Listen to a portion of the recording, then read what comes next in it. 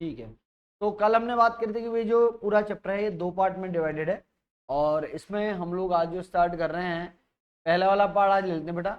वो first part है आपका लॉस ऑफ स्टॉक। ठीक है, तो लॉस ऑफ स्टॉक को अपन लोग आज समझ लेते हैं। इसके लिए हम एक काम करते हैं, एक एग्जाम्पल कोड कर लेते हैं। ठीक है, मान के चलिए जैसे आज आपका डेट है से 15 नवंबर। ठीक है, और 15 नवंबर की रात को ही क्या हुआ, एक बंदे के गोडाउन में हो गया फायर। तो डेट ऑफ फायर कितनी है आपके पास, 15 नवंबर है।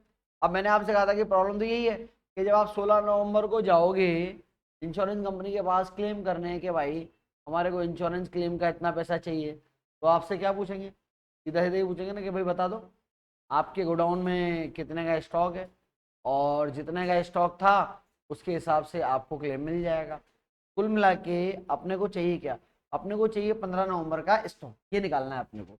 इस पर्पस के लिए हम लोग क्या करने वाले हैं, हम लोग बनाने वाले हैं एक मेमोरेंडम ट्रेडिंग अकाउंट।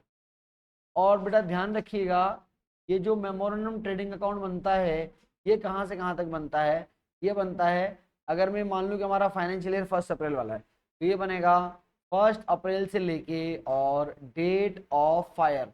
जो डेट ऑफ फायर हमारे एग्जाम्पल में कितना है, 15 नवंबर। हम एक बनाएंगे मेमोरेंडम ट्रेडिंग, कहाँ से कहाँ तक का, 1 अप्रैल से और 15 नवंबर तक का। अब इसमें ध्यान रखना ट्रेडिंग अकाउंट है, जैसे नॉर्मल ट्रेडिंग होता है। तो क्वेश्चन में आपको गिवन होगा एक तो सबसे पहले ओपनिंग स्टॉक, तो आप उस ओपनिंग स्टॉक को यहाँ पे प्लेस करेंगे, ये क्वेश्चन में गिवन होगा। एक आपको ये टाइम पीरियड का सेल्स गिवन होगा, ये सेल्स आ जाएगा। एक आपके पास इस पूरे टाइम पीरियड की परचेज भी आपको क्वेश्चन में गिवन होती है, तो परचेज आपके पास आ जाएगी। ये सब क्वेश्चन में पकी पकाई रेडीमेड इन्फॉर्मेशन है, अपने को अलग से कुछ भी नहीं करना। ओपनिंग स्टॉक गिवन होगा, परचेज गिवन होगा, सेल्स गिवन होगा, जीपी निकालना पड़ेगा। जीपी जो है, जीपी रेट हो सकता है एग्जाम में दिया जाए, हो सकता है नहीं दिया जाए। ठीक है, अच्छा एक अगर, वैसे बहुत कम क्वेश्चन में होता है पर अगर होगा तो लिख लेंगे डायरेक्ट एक्सपेंस। ठीक है बेटा, अगर किसी तरह का डायरेक्ट एक्सपेंस है तो वो अगर होगा तो क्वेश्चन में गिवन होगा, वरना नहीं होगा। चलिए अब मैं बात कर रहा हूँ, आपसे बोल रहा हूँ कि यार जीपी रेट, तो जीपी रेट हो सकता है क्वेश्चन में गिवन हो सकता है क्वेश्चन में गिवन नहीं हो। अगर क्वेश्चन में गिवन नहीं होगा तो मैं भी आपको बता दूंगा क्या करना है। लेकिन अगर मैं मान लूँ कि जीपी रेट जो है वो क्वेश्चन में गिवन है, तो मैं जीपी भी निकाल लूंगा। भाई मेरे पास अगर जीपी रेट है और सेल्स भी है तो मैं जीपी भी निकाल लूंगा। ठीक है, ये भी मैंने कैलकुलेट कर लिया। तो अब होगा क्या बेटा, जब आप इस अकाउंट को बैलेंस करेंगे, क्या करेंगे इस अकाउंट को आप, इस अकाउंट को आप बैलेंस करेंगे, तो बैलेंस करेंगे तो आपके पास आएगा यहाँ पे बाय क्लोजिंग स्टॉक, ये आपके पास by closing stock and that comes in balancing figure.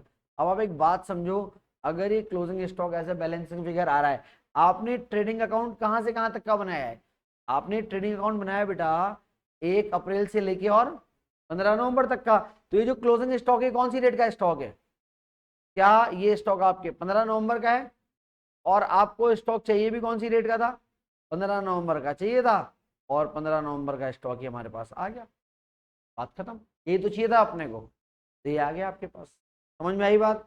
तो क्या करना पड़ेगा, आपको बनाना पड़ेगा एक मेमोरेंडम ट्रेडिंग, कहाँ से कहाँ तक का, from first day of the financial year से लेके डेट ऑफ फायर तक का। क्वेश्चन में सारे आइटम ऑलमोस्ट गिवन होते हैं, opening stock, purchase, direct expense और सेल्स। आपको क्या करना है, जो जो आइटम दिए हैं ओपनिंग स्टॉक, परचेज, सेल्स, ठीक है, और डायरेक्ट एक्सपेंस, जीपी रेट अगर गिवन है तो जीपी आ जाएगा। बैलेंस करेंगे तो आएगा यहाँ पे क्लोजिंग स्टॉक कौन सी डेट का, डेट ऑफ फायर का, है ना। पहले आप समझ लो फिर मैं लिखा तो पूरा दूंगा एक साथ। ठीक है, अब आप बात समझना, ये जो आपने पूरा का पूरा ये ढांचा बनाया, मैंने आपसे कहा भैया जीपी रेट गिवन होगा तो ठीक है, नहीं होगा तो क्या करें। अभी फाइनेंशियल ईयर कौन सा चल रहा है, 24-25 चल रहा है आपके पास। ठीक है, तो आप हो फाइनेंशियल ईयर 24-25, यानी कि मेमोरेंडम 1 अप्रैल 24 से लेके 15 अप्रैल 24 तक का है। अगर क्वेश्चन में बेटा ध्यान रखिएगा, अगर क्वेश्चन में जीपी रेट अवेलेबल नहीं है। क्या अवेलेबल नहीं है? GP rate. तो अगर क्वेश्चन में जीपी रेट अवेलेबल नहीं है तो उस केस में आप क्या करेंगे? उस केस में आप जो लास्ट ईयर है, लास्ट ईयर का क्या बनाएंगे? लास्ट ईयर का बनाएंगे आप ट्रेडिंग अकाउंट। क्या बनाएंगे? लास्ट ईयर का ट्रेडिंग अकाउंट बनाएंगे। बोले सर क्या इसकी इन्फॉर्मेशन होगी? बिल्कुल होगी। लास्ट ईयर का ट्रेडिंग बनाना आराम से, और लास्ट ईयर का ट्रेडिंग बना के आप आराम से आपका जीपी रेट निकाल लेना। भाई जीपी रेट निकालने का फॉर्मूला 12th में सीखते हैं अपन। जीपी रेट कैसे निकालते हैं? जीपी रेट निकालने का तरीका होता है it's GP upon sales and multiply by 100। तो अगर क्वेश्चन में जीपी रेट नहीं होगा, हम क्या करेंगे? हम लास्ट ईयर का ट्रेडिंग अकाउंट बनाएंगे, वहां से जीपी रेट निकाल लेंगे। और अगर जीपी रेट गिवन होगा तो बढ़िया, वेल एंड गुड, फिर तो आप सीधा ही यहाँ पे जीपी चिपका दो। बोलो भाई, समझ में आई बात? चलो तो पहले आपको यहाँ तक का लिखा था, फटाफट लिखो, लिखो भाई लिखो। एग्जाम्पल भी आप लिख लेना। For example date of fire 15 November, यहाँ से लिखना चालू करो आप। For example date of fire is 15 November, 15 नवंबर।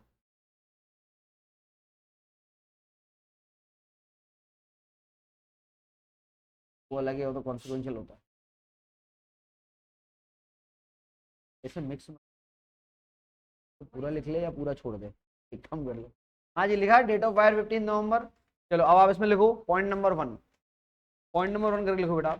लिखो we will prepare, we will prepare, we will prepare memorandum trading account, we will prepare memorandum trading account, memorandum trading account from first day of financial year,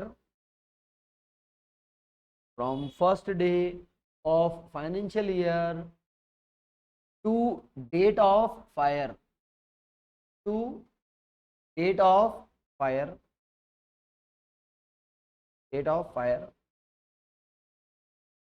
The closing stock of, the closing stock of that account, the closing stock of that account, closing stock of that account, closing stock of that account will be, will be the stock on date of fire, will be the stock on date of fire, will be the stock on date of fire। ठीक है, फिर लिखो point number 2 बेटा। Point number 2 लिखें।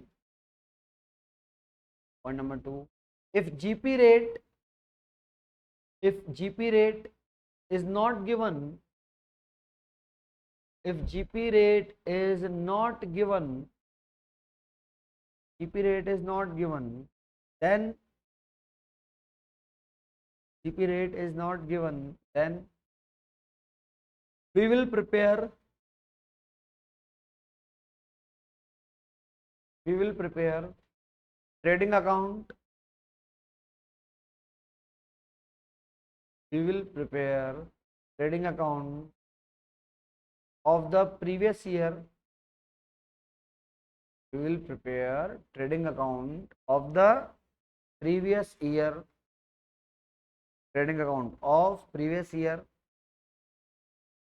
for the calculation of, for the calculation of GP rate, for the calculation of GP rate, calculation of GP rate. ठीक है, चलिए अब मैं आपको और आगे का समझाता हूँ, फिर अपन आगे का लिखेंगे। अब एक बात समझना बेटा, मान लो आपने बनाया मेमोरेंडम ट्रेडिंग और यहाँ से आपका से स्टॉक आ रहा है 3 लाख रुपए का। ठीक है, ये निकाल लिया आपने कि भैया क्लोजिंग स्टॉक कितना आया, 3 लाख रुपए का। अब एक बात बताओ, जब ये महाराज की दुकान में आग लगी होगी, है ना, तो मान लो इसको किसी अड़ोसी पड़ोसी ने, गार्ड ने फोन किया होगा, अरे सर दुकान में आग लग गई, जल्दी आओ फटाफट। तो इसने ऐसे बोला होगा, कोई बात नहीं, लग गई तो लगने दे, अपन ने इंश्योरेंस करा रखा है, मैं भी सो जाता हूँ, तू भी सो जा। तो ये ठीक है क्या? बोलो, तो इंश्योरेंस करा रखा ना फिर। और उसने गार्ड को बोला कि परेशान मत कर रात को 2 बजे यार, तू भी सो जा, मैं भी सो जाता हूँ, कोई दिक्कत नहीं, सवेरे देखेंगे, अपन ने करा रखा है इंश्योरेंस, कोई टेंशन का मैटर ही नहीं है। ऐसा करना चाहिए क्या इसको? फिर क्या करना चाहिए? करा रखा है ना इंश्योरेंस, फिर क्या बात है? देखिए यहाँ पर क्या होता है, इंश्योरेंस जो है वो बेसिकली एक ट्रस्ट का कॉन्ट्रैक्ट होता है, एक रिलाय का कॉन्ट्रैक्ट होता है। तो इंश्योरेंस कंपनी बोलती है कि ठीक है हमने आपका इंश्योरेंस तो कर दिया भाई, पर आप काम वो करना जो एक साउंड माइंड का पर्सन करता है। सामान्य बुद्धि का आदमी क्या करेगा? बोलेगा अरे भाई जल्दी से फायर ब्रिगेड को फोन लगा, मैं पहुंचता हूँ। जाएगा, भागा भागा पहुंचेगा, फायर ब्रिगेड को फोन लगवाएगा, है ना, हॉस्पिटल में पानी में डलवाएगा। यानी कि कुल मिला के वो कोशिश करेगा ना यार कि लॉस कम से कम हो जाए, या वो जलने देगा पूरा माल, कोशिश करेगा कि यार कैसे करके अपना माल बच जाए। अब मान लो इसने कोशिश करी और 3 लाख में से इसके पास 40,000 का जो माल है वो बच गया। कितने का माल बच गया भैया? ये बचा हुआ माल है, इसको बोलते हैं सेल्वेज। क्या बोलते हैं? सेल्वेज। सेल्वेज हो गया 40,000 का। तो एक बात बताओ, अब अगर मैं आपको बोलूं कि यार आपने माल भी बचा लिया 40,000 का, तो बेटा आपका जो एक्चुअल लॉस है वो एक्चुअल लॉस कितने का हुआ? यानी कि आप ये बोलना चाह रहे हो क्या कि एक्चुअल लॉस सर ऐसे निकालें, क्लोजिंग स्टॉक माइनस सेल्वेज, और सेल्वेज कितने का था? 40,000 का। यानी कि एक्चुअल लॉस निकालने के लिए क्लोजिंग स्टॉक में से सेल्वेज को करना पड़ता है माइनस। तो सेल्वेज माइनस करेंगे तो आप बोलोगे कि एक्चुअल लॉस कितना आएगा? 2,60,000 रुपये का आएगा। बोलो भाई ये बात समझ में आ गई क्या? यानी कि इस बंदे का एक्चुअल लॉस कितने का हुआ? 2,60,000 रुपये का उसका हुआ एक्चुअल लॉस। यहाँ तक मामला क्लियर हो गया आपने को? अब बात आगे ही करते हैं। आप इंश्योरेंस कंपनी में गए, आपने उनको बोला कि सर ये लॉस हुआ है 2,60,000 का। अच्छा कल जब हम पढ़ रहे थे मैंने आपसे यही कहा था कि प्रॉब्लम तो यही आएगी। 15 नवंबर को आग लग गई और 16 नवंबर को आप इंश्योरेंस कंपनी के पास जाओगे, तो इंश्योरेंस कंपनी क्या पूछेगी कि बोलो भाई तुम्हारी अंतिम इच्छा क्या है, कितने का लॉस हुआ? तो बताना पड़ेगा ना सर इतने का लॉस हुआ हमारा। कितने का लॉस हो गया? 2,60,000 का। अब बात आती है ये कि क्या इंश्योरेंस कंपनी आपको 2,60,000 रुपये का क्लेम दे देगी क्या? बोलो बेटा, क्या इंश्योरेंस कंपनी आपको 2,60,000 क्लेम दे देगी या नहीं देगी? देगी नहीं देगी? क्या लगता है आपको? अच्छा आप लाए हो को लॉस लेने की, आपको मिलना चाहिए क्लेम नहीं मिलना चाहिए? देखो ये मिलना चाहिए। ये ये डिपेंड करता है बेटा, ये इस चीज पे डिपेंड करता है कि आपने पॉलिसी कितने की ले रखी थी। What is the policy amount? आपने पॉलिसी कितने की ले रखी थी? क्योंकि पता है क्या होता है, जब इंश्योरेंस एजेंट आता है ना आपके पास इंश्योरेंस करने के साथ, इंश्योरेंस करा लो भी आग लग गई, तो कुछ नहीं लगती आग वाग, कहीं की आग लग रही है, बढ़िया शानदार मेन रोड पे दुकान है हमारी, 24 घंटे गार्ड खड़ा रहता है, ऐसे कैसे आग लग जाएगी? तो ठीक है यार तू बोल रहा है तो इंश्योरेंस करा लेते हैं कि हमारे इतनी जरूरत होती नहीं है इंश्योरेंस वगैरह की, पर ठीक है तू मिलने वाला है तो तेरा इंश्योरेंस। तो उसने कहा कि सर आप बताओ कितने का फिर करें। तो आप देखो बात समझो, क्या ये जो स्टॉक के लेवल हैं ये कांस्टेंट होते हैं क्या? हमेशा वेरिएबल होते हैं, तो बदलते रहते हैं। लेकिन एक बिजनेसमैन को ये पता होता है कि यार ऑन एन एवरेज मेरी दुकान में कितने का माल रहता है, वो ये तो बता ही देगा यार ऑन एन एवरेज 3 लाख का रहता है, 2.5 लाख का रहता है, 3.5 लाख का रहता है। ऐसा थोड़ा है यहाँ तो 3 लाख है और नॉर्मल स्टॉक 50,000 का रहता था, या नॉर्मल तो 10 लाख का रहता था, आज तुम्हारी किस्मत अच्छी है 3 लाख का रह गया। नॉर्मल इवेंट की मैं बात नहीं कर रहा हूँ, अदरवाइज नॉर्मली 3 लाख का माल रहता है। पर अपन तो शाने ज्यादा, अपन ने कहा अरे क्या करेंगे 3 लाख पे प्रीमियम ज्यादा आ रहा है, अपन ने उस पर तो एक काम करे यार तू हमारा इंश्योरेंस कर जा 2 लाख रुपए का। यानी कि आपने इंश्योरेंस कितने का करवा रखा था? 2 लाख का। बहुत समझाया था एजेंट ने, पर आप तो बढ़िया बुद्धि, आपने कहा यार 3 लाख में प्रीमियम ज्यादा है, 2 लाख का कर दे, के दिया ना तेरे से 2 लाख का कर दे, बस कर दे 2 लाख का। 2 लाख में प्रीमियम कम है, 3 लाख में ज्यादा है ना। तब आपका दिन था, आज इंश्योरेंस वालों का दिन है। अब आओगे अरे सर आग लग गई यार, क्लेम व्लेम दे दो ना यार। बोले देंगे ना, क्यों नहीं देंगे, जरूर देंगे। बोले लॉस पता कितने का है? बोले सर 2,60,000 का है। अब देखो कल आपको पता है मैं एक चीज बोल रहा था, नॉर्मल आदमी ये बोलता है कि यार इंश्योरेंस कंपनी ने हमको पैसे पूरे नहीं दिए। अभी हो सकता है मैं आपसे क्वेश्चन पूछूं तो आप भी यही बोलो, एक बात बताओ, आपका लॉस कितने का आ रहा है और आपने पॉलिसी कितने की करा रखी है, तो क्या आपको 2 लाख का क्लेम मिलना चाहिए क्या? क्या आपको 2 लाख का क्लेम मिलना चाहिए? बताओ भाई। आप मान लो आपने चैप्टर नहीं पढ़ा अपनी जिंदगी में कभी, और आपके पास तो बचा कुचा माल रह गया भैया, हैं? तो तू यही काम करने आता है क्या यहाँ पे? देख लो तुम्हारा कितना ध्यान रखता है ये। अरे 1 मिनट रुक जा। कितने हैं इसमें, गिन के चल जा कितने हैं? खूब सारे। कितने? 1 2 3। रख जा, इनके हिसाब से गिन के रख जा। ठीक है, बाकी और किसी को चाहिए क्या? मेरा 2 मिनट कॉन्सेप्ट चल रहा है यार, ये कंप्लीट हो जाए। भैया समोसे पे ध्यान छोड़ो, इधर ध्यान लगाओ। तो मेरा क्वेश्चन आपसे ये है कि क्या आपको 2 लाख का क्लेम मिल जाएगा क्या? The answer is no. Insurance company बहुत होशियार है, पागल नहीं बैठे हैं। उनका सिर देखो, नियम की बात करते हैं आपसे। आपको इंश्योरेंस कितने का लेना चाहिए था? 1 लाख का लेना चाहिए था। आपने इंश्योरेंस लिया कितने का? 3 का लेना था, 2 का लिया। तो मोटा मोटी में वो बढ़िया बुद्धि में बात करूं तो आपका इंश्योरेंस कितना 2/3 है इसका मतलब। लेना कितने का था? 3 का। लिया कितने का? 2 का। तो अगर मैं परसेंटेज में बात करूं तो बोलेगा सर आपने पता है कितनी रिस्क का इंश्योरेंस कराया था? ये था आपका इंश्योरेंस। आपने 100% पॉलिसी कवर नहीं लिया था, आपने कितना परसेंट लिया था? 66.67। तो फिर आपको लॉस भी कितना देंगे हम लोग? 66.67। क्या मतलब है समझना, देखो ध्यान रखें। अगर आपका पॉलिसी अमाउंट कम पड़ जाए और एक्चुअल लॉस आपका ज्यादा हो जाए, आपका एक्चुअल लॉस तो कितना है? 2,60,000 है। ये एक्चुअल लॉस है, ये वैसे पॉलिसी टू बी टेकन से इसको कंपेयर करते हैं। एक वर्ड आएगा policy to be taken. Policy to be taken कुछ भी नहीं है, मैं लिखा दूंगा। पॉलिसी टू बी टेकन का मतलब होता है closing stock on the date of fire. जो आपका डेट ऑफ फायर को स्टॉक था वही होता है पॉलिसी टू बी टेकन। भाई मैं बोल रहा हूँ आपको कितने की पॉलिसी लेनी चाहिए थी? 3 लाख की लेनी चाहिए थी ना। 3 लाख क्या है? यही तो है closing stock on date of fire. तो अगर ऐसी कंडीशन आ जाए closing stock on date of fire ज्यादा है और पॉलिसी अमाउंट कम है, तो बेटा क्लेम निकालने के लिए एक क्लॉज लगता है जिसे बोलते हैं एवरेज क्लॉज। क्या बोलते हैं? Average clause. एवरेज क्लॉज ये बोलता है कि आप क्लेम कैसे निकालोगे। बोले जिन दो चीजों को कंपेयर किया है उनका डिवाइड लगा दो। क्या मतलब है यार? क्या ये मतलब है? क्लेम निकालने का तरीका क्या होता है? क्लेम निकालने का तरीका होता है policy amount divided by policy to be taken, divided bye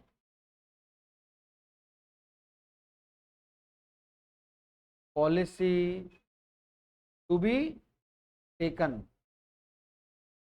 and multiply by actual loss. देखो बेटा, आपने कितने की पॉलिसी ले रखी थी? 2 लाख रुपए की ले रखी है ना। और जबकि आपके पास स्टॉक तो 3 लाख का था। तो देखा जाए तो पॉलिसी तो कितने लाख की लेनी चाहिए थी आपको? 3 लाख की लेनी चाहिए थी ना। 2 lakh divide by 3 lakh multiply by actual loss कितना था बेटा? 2,60,000। सॉल्व करके बताया कितना आ रहा है, बोलो। 1,73,333। तो आपका जो क्लेम एडमिट किया जाएगा वो कितने का? 1,73,333 रुपये। जबकि पता है नॉर्मल आदमी क्या बोलता कि यार समझ में नहीं आई बात कि हमने तो 2 लाख की पॉलिसी ले रखी थी और हमारा लॉस 2,60 का था। तो हमने उनसे कहा यार 2 लाख तो दो कम से कम, 2 लाख का इंश्योरेंस है। लेकिन बोले चोर है इंश्योरेंस कंपनी वाले, 2 लाख नहीं दिए। कितने दिए? 1,73,300। क्योंकि प्रोसीजर यही है। प्रोसीजर यही बोलता है कि आपने जितने परसेंट रिस्क अपनी कवर कराइए उतना इंश्योरेंस आपको मिले। समझ में आ गई बात? एक छोटा सा एग्जांपल दे रहा हूं है ना, फिर तुम्हारे समोसे खालना तुम। छोटा सा एग्जांपल मान लो, अगर आपने पॉलिसी ज्यादा ले रखी है या इवन बराबर भी ले रखी है पॉलिसी टू बी टेकन से, है ना, पॉलिसी अमाउंट जो है वो पॉलिसी टू बी टेकन से ज्यादा है।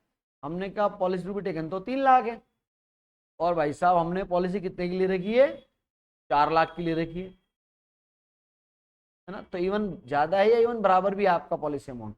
तो उस केस में पता है क्या होता है? उस केस में क्या होगा बताओ? अगर आपने पॉलिसी 4 लाख की ले रखी है तो कितना क्लेम मिलेगा? 4 लाख का मिल जाएगा क्या? क्यों? पॉलिसी 4 लाख की थी। कभी भी आपका क्लेम ध्यान रखिएगा एक्चुअल लॉस या भैया इंश्योरेंस प्रॉफिट के लिए थोड़ा कराया जाता है। लॉस को कवर करने के लिए कराया जाता है। तो भले ही आपने इंश्योरेंस 4 लाख का ले रखा होगा, आपका जो क्लेम एडमिट किया जाएगा बेटा वो कितना किया जाएगा, 2 लाख। समझ में आ गई बात। तो अगर आपने पॉलिसी अमाउंट कम ले रखा है, जो नॉर्मली आपको क्वेश्चन में ही मिलेगा, पॉलिसी अमाउंट अगर आपने कम ले रखा है और पॉलिसी टू बी टेकन ज्यादा है तो एवरेज क्लॉज लगता है, ये फॉर्मूला होता है policy amount upon policy to be taken, ठीक है, मल्टीप्लाई बाय एक्चुअल लॉस, इसको करके आपका क्लेम निकाला जाता है। लेकिन अगर आपने जो पॉलिसी ले रखी है वो पॉलिसी टू बी टेकन से ज्यादा है या इवन उसके बराबर भी है, तो फिर उस केस में आपका जो एक्चुअल लॉस है उतना ही क्लेम आप एडमिट कर सकते हैं। That's overall done regarding loss of stock. समझ में आ गई बात। अब क्या करोगे, लिखोगे कि खाओगे तुम लोग, लिखोगे पहले, तो बड़े पढ़ने वाले बच्चे यार, क्या बात है यार, मुझे तो कुछ और ही करा, अरे सर मुझे तो खिला दो, इनको खिला दो लिखने दो। चलो जी। अरे पहले मैं लिखाऊं ना यार, पहले कहां तक लिखा है मैंने, 2 पॉइंट लिखे हैं। अब लिखो पॉइंट नंबर 3, पॉइंट नंबर 3 लिखो बेटा, एक्चुअल लॉस। पॉइंट नंबर 3 लिखेंगे एक्चुअल लॉस। लिखो एक्चुअल लॉस निकालने का तरीका, लिखो बेटा ये actual loss equal to closing stock minus salvage, closing stock minus salvage, closing stock minus,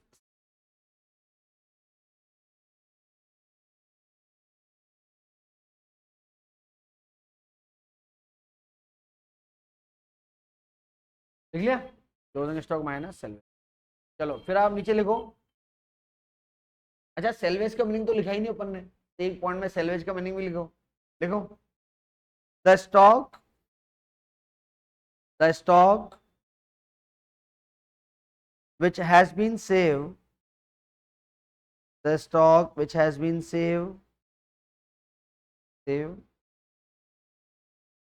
from fire,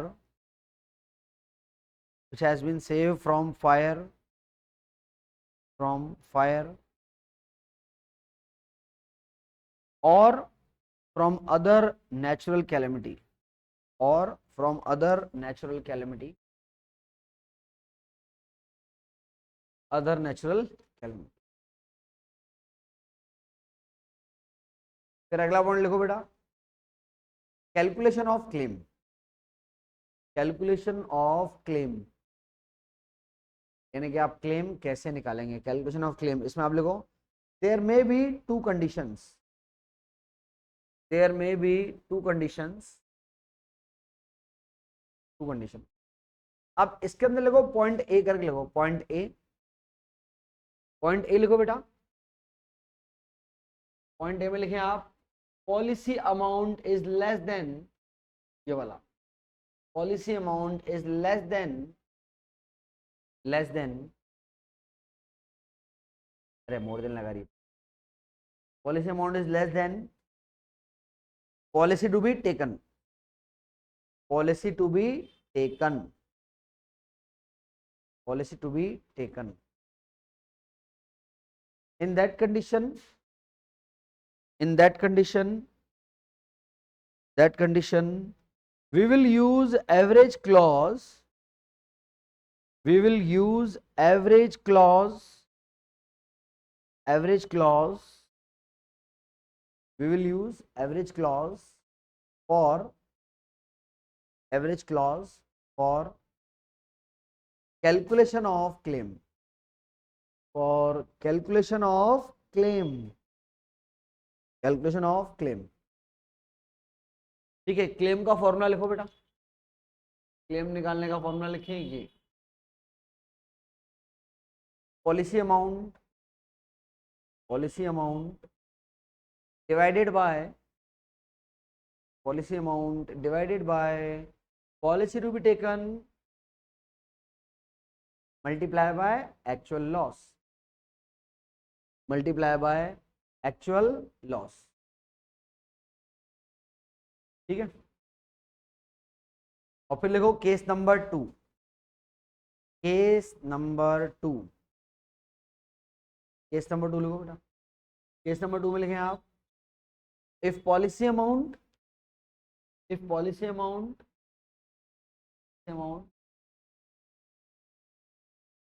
is more than or equal to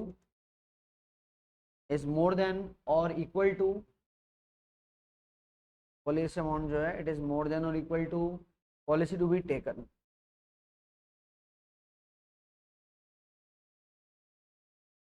policy to be taken.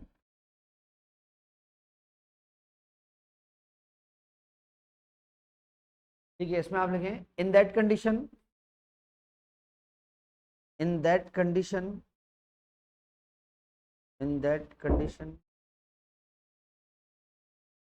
the amount of claim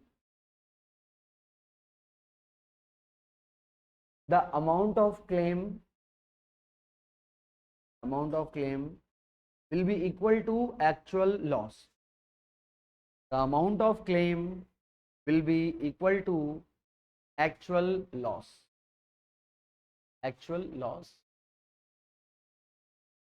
ठीक है. In any condition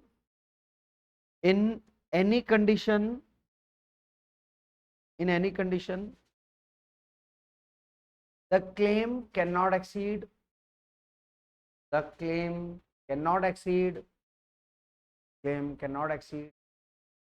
amount of actual loss.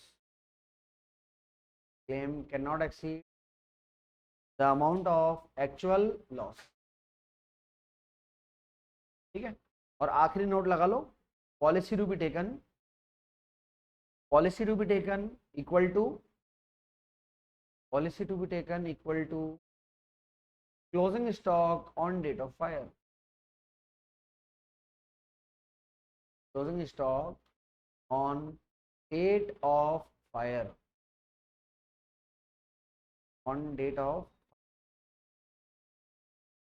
ठीक है. चलो जी, अब ये example copy करना है. क्या करना है आपको, बोलो. या सीधा क्वेश्चन ही करोगे? एग्जाम्पल क्लियर हो गया अपने को? ठीक है, चलो सीधा क्वेश्चन कराएं आपको. चलो निकालो क्वेश्चन. अच्छा, क्वेश्चन के पहले कुछ, हाँ सॉरी, समझ खा लो समोसे खाओ फटाफट तुम्हारे.